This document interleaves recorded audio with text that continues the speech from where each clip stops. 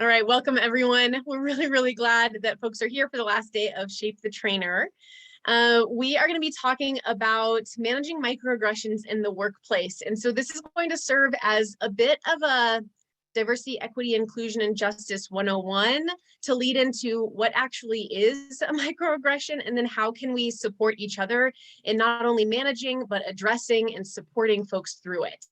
I want to give a shout out because this was a specific request from one of our Lory Student Center employees saying this is something that we really struggle with and I'd like more training to know how to do it. So while I don't profess to be an expert, I definitely have been steeped in information about it, and I'm really looking forward to hopefully sharing it with some of you in an informative, fun, yet necessarily serious format to talk about inclusion and welcoming and belonging in our workplaces. So for those of you who don't know me, my name is Emily. My pronouns are she and hers, and I have the joy and honor to work in training and talent development in the Lory Student Center. I was just also recognized today that it is 11 days since my official work start day today, July 1. So shout out to my supervisor who sent me a little happy work anniversary. So hopefully you all are having a good Thursday wherever you are, and we will go ahead and jump on and get started. So this is going to be a pretty fun format. We're going to use the chat a lot. Thank you. I would love to know, it has been a long week, right? And I know that my attention is pulled in lots of directions. So put in the chat, let's just name it. What might be keeping you from being present right now? What might be kind of around you? What might be kind of in your world? I'm going to talk about why we're going to ask this question in a second, but we're going to use this chat a lot. So as folks are populating their answers in the chat, you can find that chat on the bottom of your toolbar or somewhere else if you're using a phone. Nice. Okay. I was like, everyone's going to be so present today. They're coming in. Yes. So we're seeing deadlines, waiting for tree trimmers to arrive, and kids waking up, pets, all the realities of work from home, right? An ever-surging inbox. Don't we know it? Yes. Other work, multitasking, partner is currently on a plane, no sleep, technology, my desk and sales floor, enough said.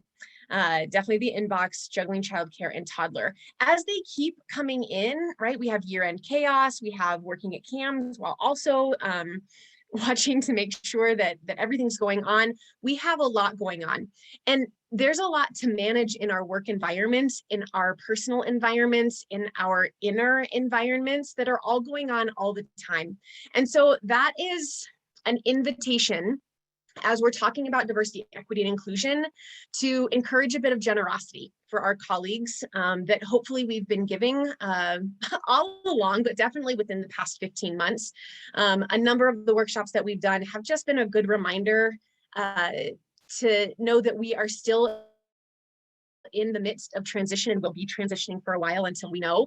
And sometimes I know I'm not at my best when I'm under stress. And sometimes I can say things that might be a little less thought out than I wanted to, or show up in a way. And we're going to talk about why and how that relates to microaggressions during this time. So thank you for finding the chat, for contributing already. There will be a couple more of those. So here we are. So just some quick guidelines, because this is the protein of the presentation by any means. Would love for folks to be as present as possible, knowing that there are pulls for our energy, and really want you to use the language that you have. This is not an expectation for perfection, but a learning environment for work and growth. And whether it be in the session or after the session, please know that I'm a resource to talk through and find answers with you, as well as other folks we have. So speaking from personal experiences while listening actively, be open to some of those new ideas and new possibilities of ways of thinking of things. And my hope is that you will leave with questions. I commit that we cannot do justice to the full microaggression topic in an hour, but we will jump in and do a good start. We like to say what's learned leaves and what's shared stays. I may share some stories that might be personal to you, and I have no commitment that you will keep those to yourself, but really just be considerate when you are sharing the stories of others. And if there are learning nuggets, absolutely share those with other folks. This work takes trust and honesty, and I know that that is needed to be built. And at that's hard to do in a Zoom room with 38 people. So we don't expect a ton of that, but we do hope for a bit of a foundation to be built so we can talk about these topics in other areas. Does that sound good? I see some folks with their videos on. Throw me a thumbs up or in the reaction if you're following along. That's awesome. Oh, great. Okay. Thank you. Thank you. Okay, virtual, real quick. Mute if not speaking, already done. Please participate like you've done in the chat. Speak up, raise hand, use those chat function, and I will commit to a quick 30-second visual break. But we're already a sixth of the way done with our time. So let's dive in. So this is an overview. It's an opportunity to demonstrate and work towards community care through education. It is also provided by someone with limited identities and perspectives. My hope is that this, again, starts the conversation to build it out, but microaggressions that I have both perpetuated and have happened to me are not representative of all that are in the room, and the expertise and experience is also in the room from a variety of identities. It is not a deep dive or a perfect presentation. I would love feedback. If you have it, please know and trust that I am open to it. And it's not a checkbox. I don't want y'all feeling like I went to the microaggressions thing, I'm done, I'm good for the year. This is just, again, you'll hear it, a start to that conversation. We like to use the framework in the Vice President for Diversity office, as well as throughout Colorado State University, the multicultural competence model. And so that's how we'll set up our context of today. This is something, if you have participated in trainings with me or VPD or a variety, that is like a stool that we build upon, meaning that it's not as linear as it seems, but all of these need to be going on. As soon as we have awareness of something, sometimes we want to jump to action. And what can be hurtful or harmful in that is when we do that without that knowledge or skills to be able to do that, right? We just want to go about it the way we want to go about it, or the way that our default or our socialization tells what we should go about it. And then that can very much get in the way and do more harm than good.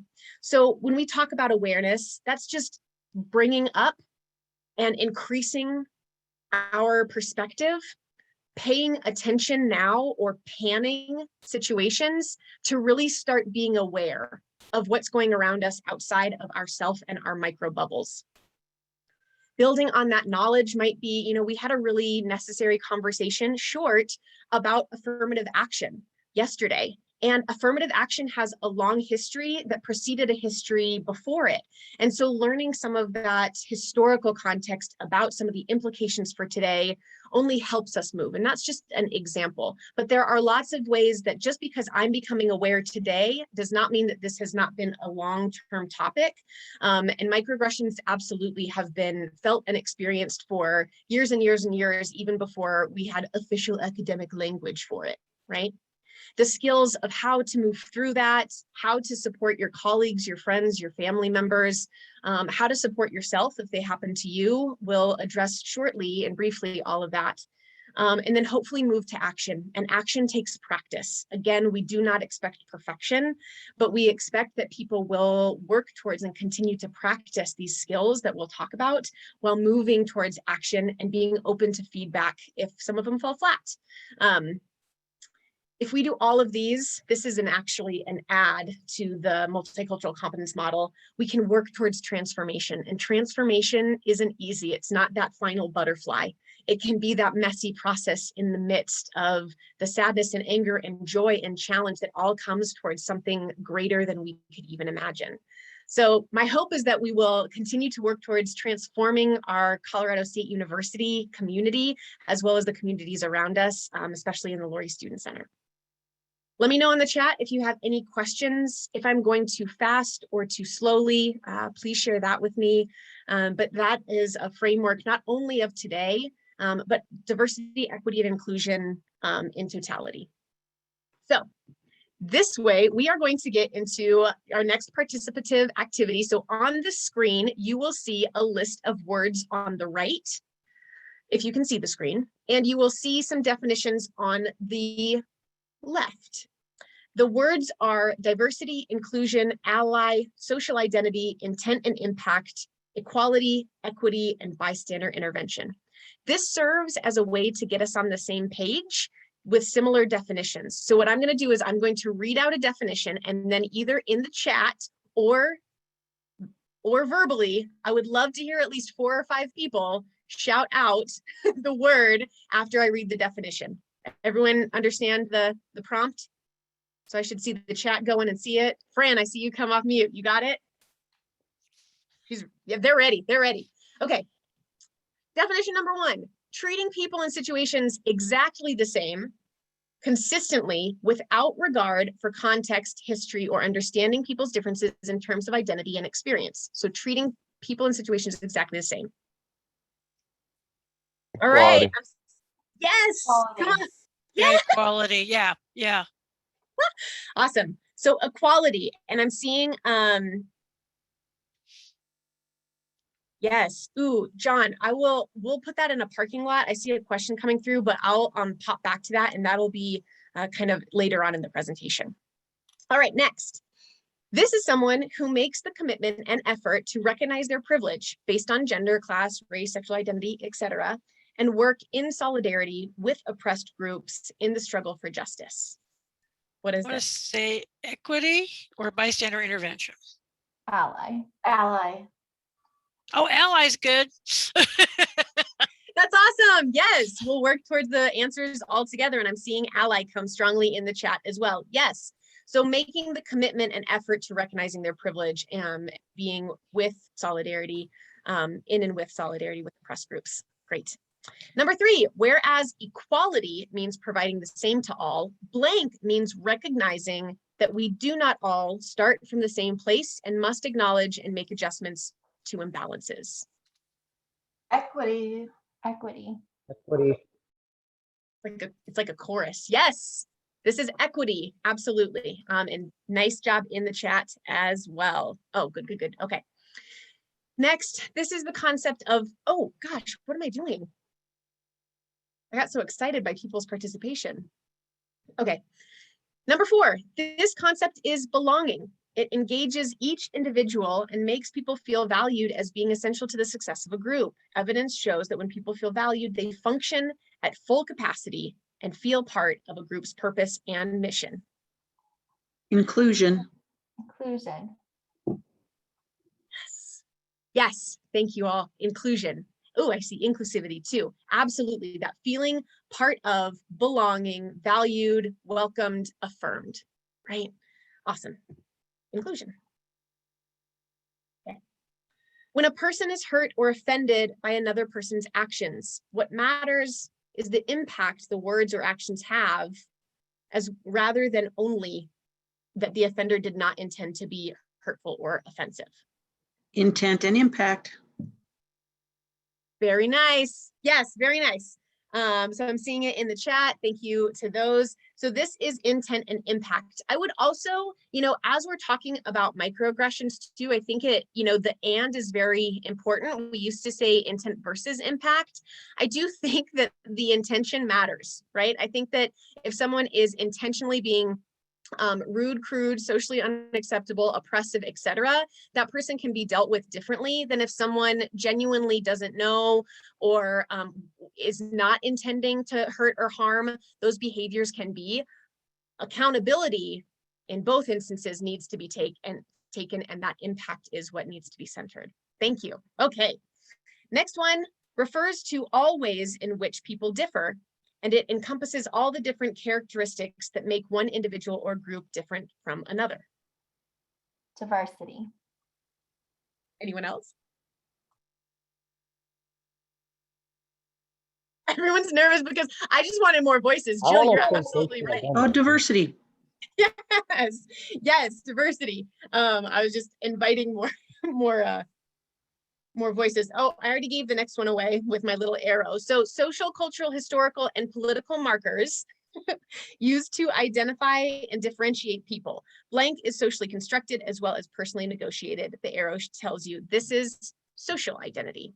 And then finally, when someone who is not directly involved in a situation steps in to stop something happening to another person, this can be done in a variety of ways. What's this one? Bystander intervention. Yes, Yes. So I'm seeing it in the chat. Absolutely. If any of you, we are up to 38 participants. This is great. So if anyone has any questions about these, feel free to private message either me, Rachel is monitoring the chat, and we want to make sure that everyone can kind of get on the same page with some of these definitions. This is great. Bystander intervention. That's where we're going to live for a good portion of today. So specifically, we want to talk about equality and equity, right? That differentiation, and this can be nuanced sometimes, right? It's not as kind of, easily interpreted as the picture on the front. The picture is depicting 4 different individuals who want to ride a bike. And the top shows that all people are given the same bike, thus making it either difficult or impossible for them to ride said bike. Equity, rather, acknowledges the different starting places where folks are, and welcomes and provides options or opportunities for people to enjoy riding a bike. Now, this takes some effort. It takes some forethought. It takes me, who might be a person in the middle top who is riding along totally, to broaden my awareness towards different people's experiences, right? It necessitates me to build relationships or read books, listen to podcasts, encourage and build that awareness of what types of different experiences people are having. So this is really important, and we'll refer back to it as we talk about microaggressions throughout the day, because our experience sometimes defines how we experience things otherwise. But if we broaden that, we can see that the realities for folks are different and the impact of different things can be different. We don't see things or experience things as they are. We experience them how we are. So my upbringing, my childhood, my home life, all of my education, whatever I am around becomes my default. And if that's my default, that's how I just will assume that I can move through the world. Does that make sense to folks? So it's like, if folks have heard of the golden rule, I think it's got some like religious connotations, but the golden rule being, it was what I was raised with, treat others the way you want to be treated, which in essence, again, has beautiful intent. It also centers self. So we've elevated it to the platinum rule of treat others the way they want to be treated. But that can be challenging to learn about folks and what and how they want to be treated. So it does take a relationship, not just transactional, right? Microaggressions can be the result of our defaults, our implicit assumptions others have experienced like us. So if I'm someone who is a cis woman, meaning that my gender identity and my sex assigned at birth match, and I want to have a child, and that's my experience, I might talk to someone else and be like, hey, Sylvia, oh, how many children do you have? And Sylvia's like, I don't have children for whatever reason, right? There might be 100 reasons or stories or whys behind it. But when I come in with an assumption based on my experience and my questioning has assumptions in it, it can be a microaggression. And we'll talk specifically about it, but this is how our experience, how when we don't see things the way they are, we see things the way we are. And so it's important to expand that out when we're talking about microaggressions. I'm looking at the chat. Do not do to others that you would not have done to you. If I do not want to be excluded, I should not exclude others. However, I also like the platinum rule. That's a great ad. Thank you.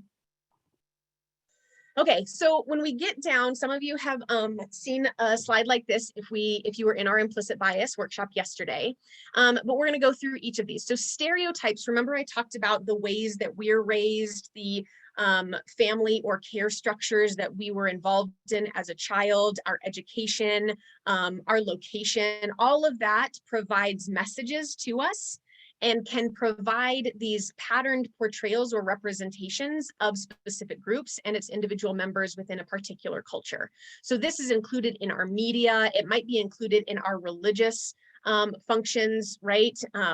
We propose and communicate and teach values based on sometimes stereotypes. And what I love about Chimamanda Ngozi Adichie. She's a Nigerian author and advocate, activist.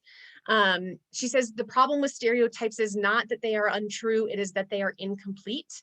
They make one story the only story, therefore flattening people's humanity. And so our work is to try to recognize what stereotypes we see and hear and experience around us so that we can challenge any biases that we may have, because our biases are a result of that stereotype that we see. They kind of seep into us and create this predisposition to think about a specific group of people and its individual members in a preconceived way.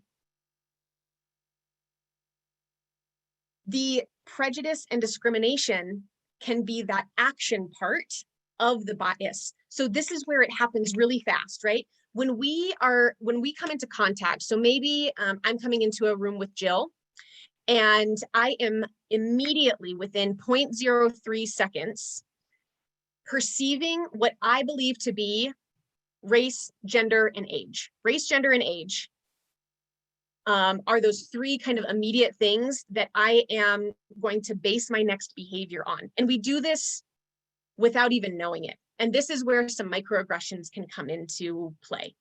So this is the opportunity. I'm going to try this annotate again. We'll see. This is that opportunity that we have to take a pause, to ask ourselves, are the questions that I'm asking, or am I seeing other people am I seeing or experiencing others? Sorry, I got distracted by the chat. Am I going into a situation, broadening my horizon and knowing that everyone's experience isn't necessarily like my own? And that can be a hard question to ask ourselves quickly, but I promise with practice, it gets better. It gets easier. Okay. So we're not going to watch this one, but I will send it out afterwards. So this is the power of expectations. And it just talks about those little micro behaviors that we do that can either include or exclude people in this. But looking at time, I really want to get to our actionable pieces as opposed to just staying in the awareness phase. So I'm also going to figure out how to clear my drawing. Okay, there we go. Okay. So why does all this matter, right? We've talked about some words, we've talked about how we were raised, but why does this matter? When we're talking about work environments and we're considering how we can include people, make them feel a sense of belonging, this is what's called mattering, right? When people feel that they matter, it indicates that a person is important, appreciated, and valued. It's done through a variety of ways, through providing attention, feeling noticed, importance, even on a Zoom room, trying to say hi to as many people. And if I didn't, it was not intentional, right? I didn't get to say hi to everyone, but acknowledging people's existence, feeling important, connection to others, feeling needed, like our work matters, and that we are a contribution to places, sensing recognition and that appreciation that can be given by colleagues, by coworkers, by supervisors. Within our work environment, positivity begets much more satisfaction and sense of teamwork and belonging than almost anything else. Not false appreciation. I'm not talking about just blowing smoke into people's ears for doing a good job that they don't do, but when you do, paying attention and paying notice, it encourages that sense of belonging. This equals retention, success, and productivity. When people don't feel this, it can result in marginality. So it can be stating where people feels ignored or shunned, separated, or on the fringe, right? On the margins, being pushed and felt through the margins. And this can be as simple and slight as not paying attention to folks during a meeting that folks are in. If someone's talking, looking over here or having a side conversation, or those little ways that can feel invalidating to people, those micro behaviors. This results in a decreased morale, a lack of investment, and ultimately can lead to departure. I see in the chat also, stereotypes are broad brush statements that support systems of oppression. Yes, they are dehumanized and also put people in boxes so their individuality can't be revealed. That is a great addition, and really kind of gets deeper at the problematic nature of stereotypes. Thank you so much. It robs people of their individuality. So belonging and connection matter, we get this. So what makes people feel like they don't belong? Many things can do this, but today we're going to talk about microaggressions. So the definition of microaggressions is the everyday verbal, nonverbal, and environmental slights, snubs, or insults, whether intentional or unintentional, which communicate hostile, derogatory, or negative messages to target persons solely upon their marginalized group membership. Now, this isn't, while I gave an example of not paying attention to someone in a meeting, there can be a variety of reasons of that. Patterned behavior or specifically around the experience of that due to marginalized identities, it happens over and over a lot and can pile on. And that's what we're going to watch in this quick video that really kind of drives microaggressions home. Disclaimer, there are 2 swear words at a very important part of the video. So there are videos that take the swear words out, but it takes out a really crucial moment. I want to see if you can, if you're aware of it. And I did choose to use it even with the swear words, so. For people who still don't think that microaggressions are a problem, Oh, you're so well spoken. just imagine, instead of being a stupid comment, a microaggression is a mosquito bite. Ugh, it's a compliment. Mosquito bites and their itch are one of nature's most annoying features. But if you're only bitten every once in a while, No, where are you really from? Cleveland? sure, it's annoying, but it's not that big a deal. The problem is that some people get bitten by mosquitoes a lot more than other people. I mean, a lot more.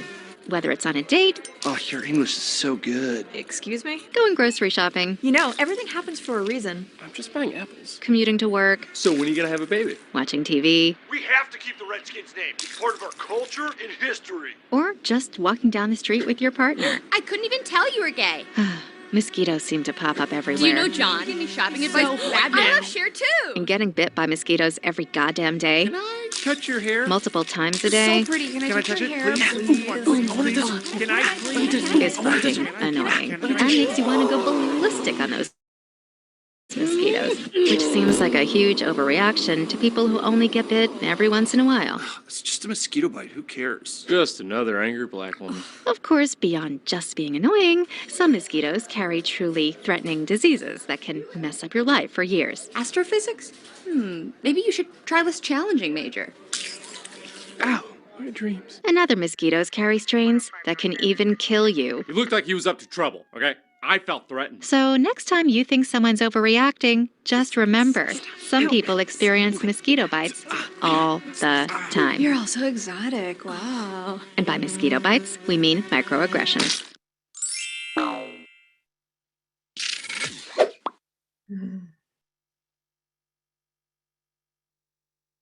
So I'd love to hear from any brave souls who will come off mute. Any reactions or responses to the video? Any affinity towards it, or maybe challenges towards it?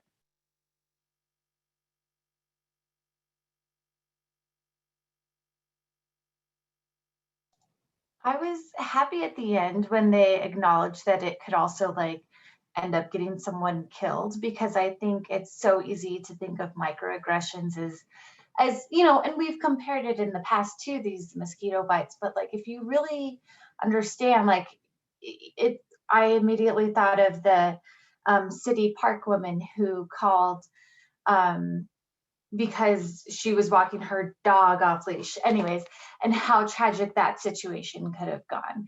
So I actually really appreciated that they elevated how serious microaggressions can get, and they didn't just leave it as like something that happens. Thank you, Sarah, for that reflection. Absolutely. Other noticings?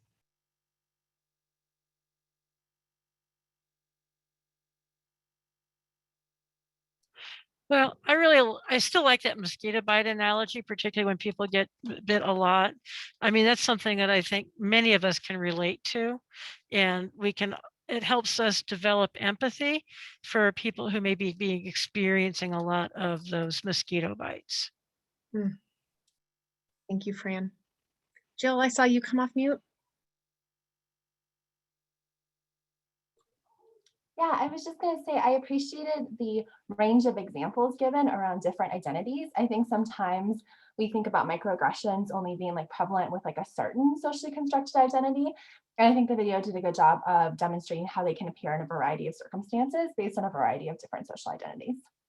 Thanks, Jill. Yeah, I haven't found a tool that does that this well in such a short period. I mean, that video is less than 2 minutes, and for me, and for at least anecdotally others who have received feedback for it, does a really good job of kind of hitting home a lot of different identities, and still didn't get them all right. We have in the chat an offering of microaggressions that have been heard, right? Some affinity or some recognizing of those. So hearing stories from close family that has dealt with maybe you should try something less challenging. That can be so real. And at a later point, we're gonna ask for some that we might be able to work through. So thanks, everyone. Hey, just real quick, if I can, Emily, Yeah. I think I just found it People who really still interesting how microaggressions can be used like as a defense mechanism. Like the one where it sounded like a male said, she's just another angry Black woman. It's like not, just like a way of processing or dealing or trying to like debate whatever the issue is by referencing a stereotype. And, I had the same thing last night with my father-in-law when I was questioning like some lecture about slavery and asking about the background of the speaker. And he just like stereotyped it to, oh yeah, everything's so different now. And it's just like making it more theoretical. It's, I don't know, defense mechanism is the right word, but it just dilutes the issue, if that makes any sense. For me, it made total sense, and I hope it did for others. Yeah, exactly. I think like also the one at the end where I felt threatened as a justification for, in that terms, violent and death behavior, right? So killing someone because of these biases that we hold and actions that we behave, right? So John, I really appreciate that offering, and we're going to talk more about that today in our feedback workshop, because especially as we're trying to work towards our environments becoming more inclusive, it's going to encourage more feedback. It's going to encourage people voicing how things actually land. And if we're not ready to receive that feedback and really be open to understanding where a person is coming from, we can lash back, right? We can become defensive and use what we have at our access, which is our default and our biases, right? So it really takes some self-reflection to pause and consider how we're going to respond. John, thank you. I hope that was an addition part to that. Great, thank you. Okay. So microaggressions can be our biases in behavior. So does that make sense? So we talked about stereotypes, we talked about biases and the ways that they form within us. All of us have biases, and a different workshop will take a deep dive into that. But microaggressions can be our biases in behavior. It's taking our default, our understanding, whatever that may be, and then lashing that back out through oftentimes unintended negative behavior that is oppressive in nature, right? So characteristics of microaggressions are specifically that they are often not realized or unconscious. Often there are lots of different ways that people try to build connection. And one of the ways we try to do that is through humor. And humor can be a really powerful tool. It can also be really tricky and take a level of trust and welcoming feedback if things land how they're supposed to, right? So sometimes folks can think that microaggressions are funny and that they're connecting, when in actuality, they're doing the opposite. They can be done by people who believe they are fair-minded and without prejudice, which can make it really hard to then challenge or interrupt. They're often usually unaware of the negative impact of their comment, tone, or behavior. May also think it's no big deal, slough it off as you're being really sensitive, because they don't potentially realize the impact, the threatening nature, and the pile-on principle of them, the piling on of mosquito bites, etc. That pile on of 1,000 mosquito bites, right? I also want to acknowledge that I would venture to say all 38 of us in this room, myself absolutely included, we all do this, all of us. And so this is not a shame, blame, or aggress, right? A lot of folks here are like, all right, I get what they are, but just tell me how to fix them. And that's important, and we will get there. We also want to really acknowledge that all of us can do this in this room. And beyond us, right? So how do we first approach with maybe some education generosity and then create boundaries for ourselves or create access points of allyship, which is what we'll talk about next. So I think we're gonna, at this point, I'm looking at time and wishing I had put this for an hour and a half, but we didn't. So I want to be respectful of your time. If you want to offer up, sometimes it can be cathartic or acknowledging to become aware of some microaggressions that you've either borne witness to, perpetuated, experienced yourself. And so if you want to put some of those in the chat, we can use some of the tools that we're going to work through next to address some of those. So only if you want to. Opportunity. Okay. So combating bias and bias behavior for ourselves. And again, we'll send this out. So I'm gonna go pretty quickly. Admit that you have stereotypes and biases, we all do. Practice situational awareness in all spaces. This feels like one of the best because this is happening all around us. And once we become aware of it, it's hard to turn it off. But we can really build and broaden our self-awareness and our environmental and situational awareness. Continue to work on yourself by keeping biases in mind and taking steps to challenge them. Question our gut responses. What are immediate things that you might want to say or do, and consider just briefly and quickly an impact. And then arguably just as importantly, expose yourself to different experiences. Have conversations with folks who are similar and different to you. Work within your communities and outside your communities. Watch TED Talks. YouTube is full of them. Just getting it, just kind of be a sponge in our educational environments. Okay, so what happens when they happen or something else does? How do we act? So if I'm in the environment and someone who is multiracial gets the, oh my gosh, is your tan real? And I'm becoming aware of that. I just utilized for that in the chat that someone shared.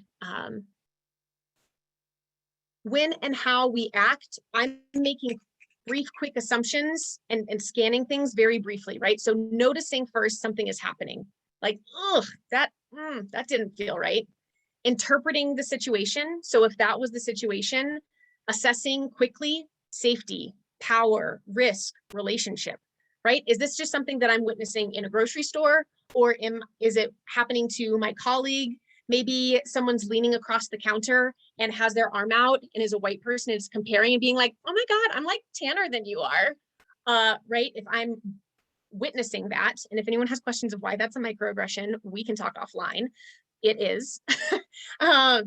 So I might be assessing the degree of responsibility felt. So again, figuring out in those situations what my onus is, and then what forms of assistance might I have around me, and then implementing the action. So this again happens very quickly. This is our kind of like assessment, whether we are conscious of it or not.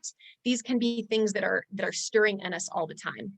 So if I'm someone who has assessed all of this, this is a colleague that's happening to me, someone's reaching across, I might say, yes, I want to act. How can I act? What can I do? This is where people get stuck a lot. And they're like, I don't know what to do. Here are some thoughts. Oh, I don't know why I have these double. We'll come back to that slide if we want. So how can I act? What can I do? You're seeing my like real-time extroverted facilitation happening because I do want to go to this allyship continuum. So I have decided that I want to do something. So I have made the choice not to actively join in. Not to go like, oh my God, actually, yeah, I'm more tan than you too. Or like, oh, I wish I were as tan as you, right? Like, ugh, that would be actively joining in.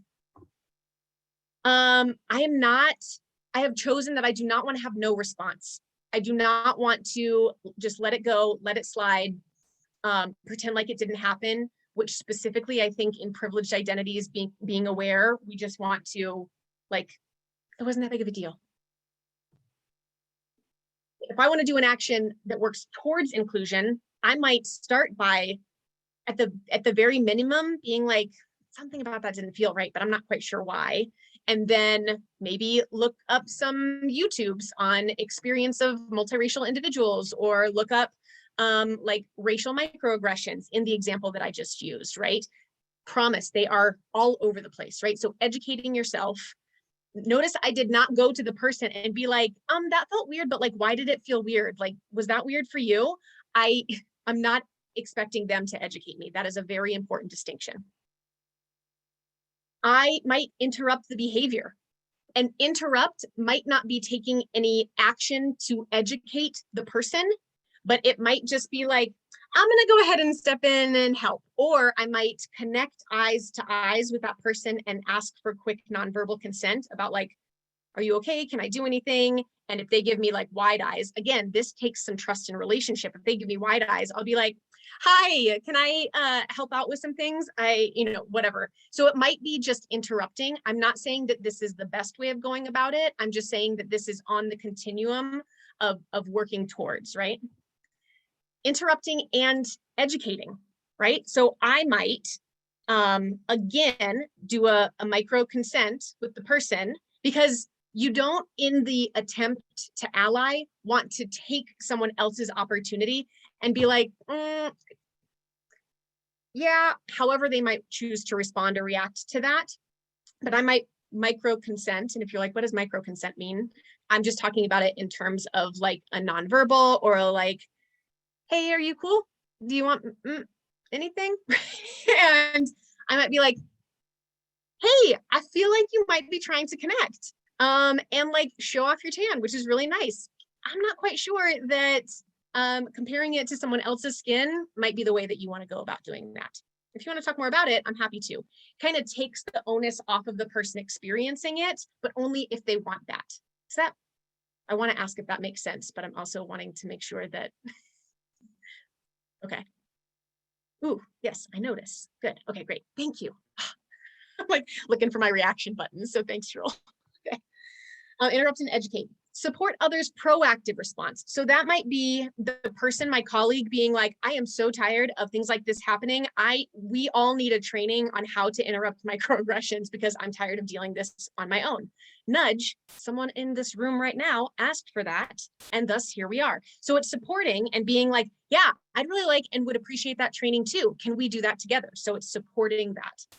And then finally, initiate a proactive response. So really yourself being like, hey, I've been witnessing some things in the environment. I'd really like to talk about what the impact is holistically, and if we're creating the environment that we want and how we might move for that. So does that kind of make sense on that allyship action continuum of all the things that we have the choices to do based on?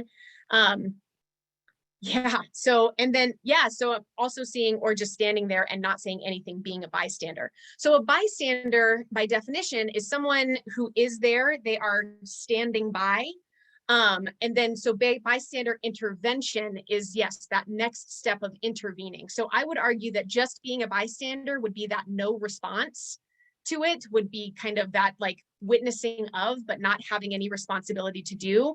Whereas bystander intervention or bystander interruption would be that action of, which is ways that we can continue working towards inclusion and belonging. Thanks for that addition. Okay, so we also do want to consider our desired outcome. In that example of the person reaching over the desk or the counter and comparing, I did not have a relationship with the person who was across. I want to be kind and considering that they are a customer who might be coming in, and do that really well, potentially, and I can hear feedback from folks if you're like, yeah, no, I don't think we should do that. And we can talk about what that is, because your desired outcome, my desired outcome in that moment was for my colleague to feel supported, was for my coworker to know that something was witnessed that was not okay or appropriate. And I had some agency, I had some responsibility to work towards coming into that. Does that make sense? But if I do that, and maybe it's a colleague that I'm interrupting. So say we're in, well, we're going to talk about in the next way, but how you do that, if you aggressively come at someone, even if you are in an allyship role, that is not going to necessarily work towards the desired outcome. If it is a relationship you want to keep, if it is education you want them to enact so they do not continue to perpetuate it, I promise shaming, blaming, aggressing is not going to be the way to approach it. Now, if that person continues to do it over and over, harder lines and boundaries must be taken, right? If they are not interested in creating inclusive environments at all, we can have some different conversations about our principles of community and our expectation of being a member of our CSU environment, right? There are some different things, but if it's someone that I don't want them to continue to perpetuate this behavior, putting them on the defense can be a tricky space to be also. And I will also say that if someone cannot receive feedback in proactive manners, that is a skill that they'll need to work towards too. Come to our session later today. Okay. But consider your desired outcome for which approach and how you want to approach it. I'd love for future educational opportunities to center some of the conversations around being an accomplice versus an ally. Yes, happy to facilitate in the future. That will be great. Thank you for the person in the chat. I'm only saying the person in the chat because this is being recorded, and so if people don't want their stuff all over, I want to make sure we can still use the recording. So yes, centering different language and being an accomplice and that being with someone, would love to hear that. To the person, if you are interested in coming off and saying any more about that to further our conversation, we could do that now. Yeah, happy to chime in just very briefly. Hi, everyone. Ashley Grice, Dr. Ashley Grice. I need to get used to introducing myself that way. Just in terms of, as we're thinking about being an accomplice versus being an ally, I think sometimes allyship can be a little bit more passive and doesn't so much center, really dismantling some of those systems of oppression when it comes down to, the work that we do in support of ourselves, but also groups who are part of minoritized spaces and identities. And so I really love the language around being an accomplice versus an ally, more so just because it really adds a little bit more accountability to the work that we do individually and collectively. So I can put just a brief article or a brief definition in the chat that might be helpful for folks who aren't used to hearing that language, but more than happy to continue to engage in that space in the future. Thanks, Dr. Grace. Really appreciate it. And that collective expertise, yeah, if you'll drop in the chat, that would be great. There was also an addition that accomplice does sound like we are part of the solution, which I'm going to assume if you are here, you want to be part of the solution. So thank you very much. Okay, so this is where we're going to live for the last portion of our time together. So the 5 Ds of bystander intervention are as followed. Direct, addressing the behavior in the moment. So that can be done in a variety of ways. When I get to the full done of this, if you want to take a screenshot, this is kind of like the protein of it, right? So directly, so questioning, like asking people, wait, why was that funny? If there was a joke or someone made a comment, being like, I don't get it. And or like, wait, can you say that again? Sometimes just making them say it again will be like, ooh, right? Educating. So interestingly, that does not mean what you think it does, or relating in. Yeah, I thought that meant that once too, but after learning a little bit more, this was my experience, right? Confronting it directly. So like, come on, not cool.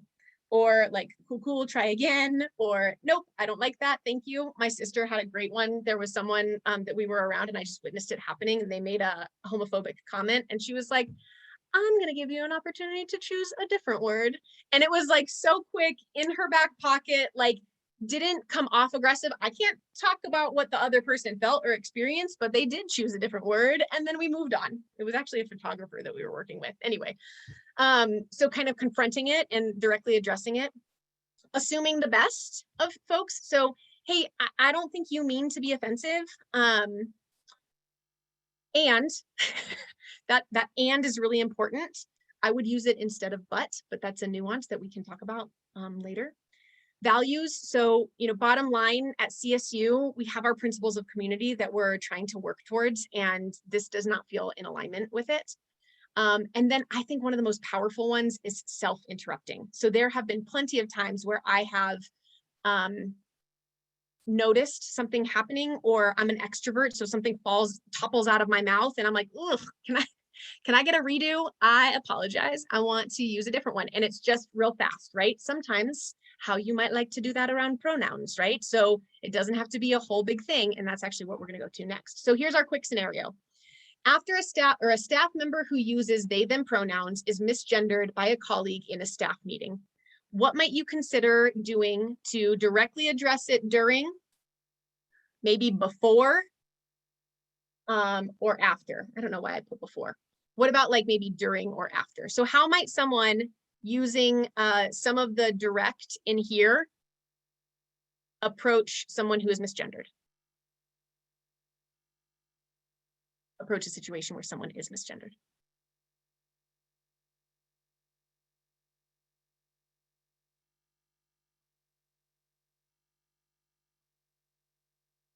I'm gonna let you sit with the scenario. I do want a couple responses. Ooh.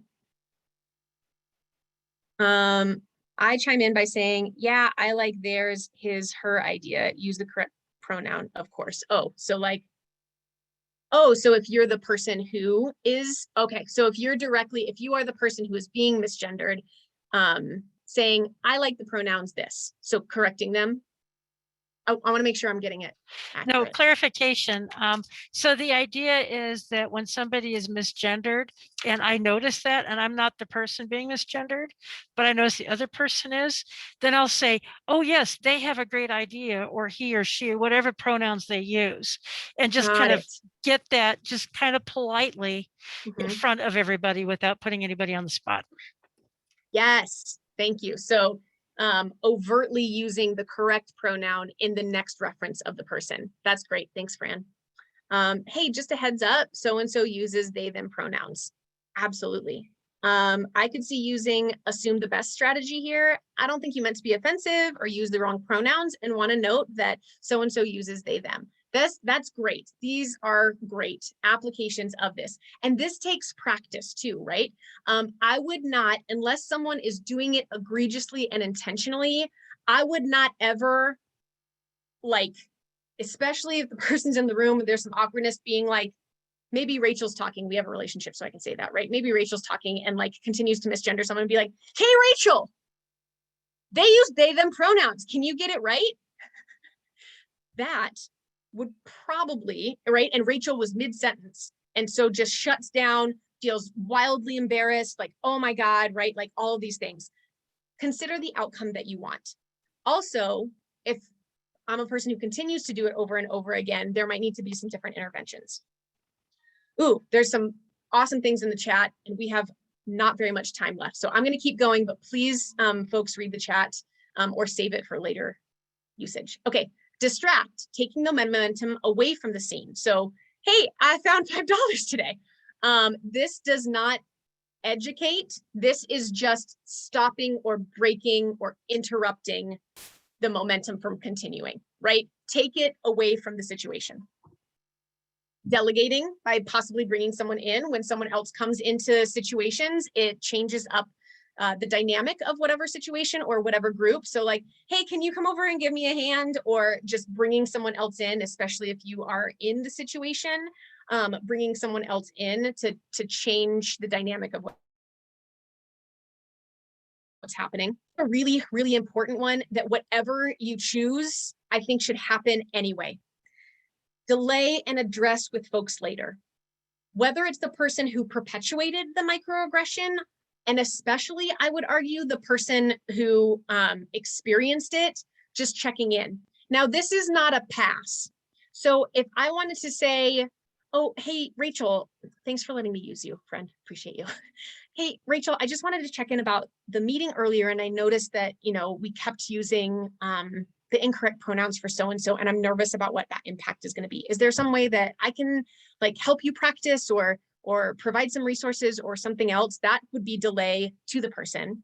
It would also potentially be like, hey, so-and-so, I know this kept happening and I'm sorry, and I will commit to working with you and for you in this environment. Kind of that acknowledgement and seeing like, oh, it's not just me.